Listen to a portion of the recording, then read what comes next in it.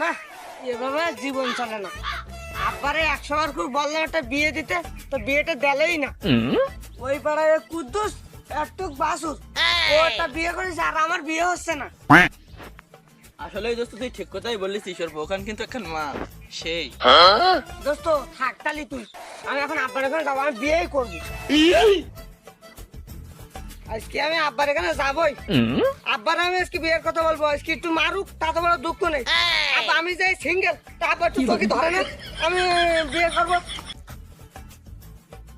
আব্বা, আব্বা এই সাত সকালে এসে চিৎকার চেঁচামেচি করতিস কেন?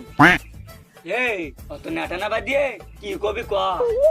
ওই পাড়ার কুদ্দুস বিয়ে করেছে, আমি যে টাইপের ছেলে, তা তোমার কি একটু চোখে ধরে না? এই তোর এখনো দুধের দাঁত পড়িনি, তুই আবার এসে বিয়ে করতে। তোর এখনো বিয়ে দেবো 10 বছর পর।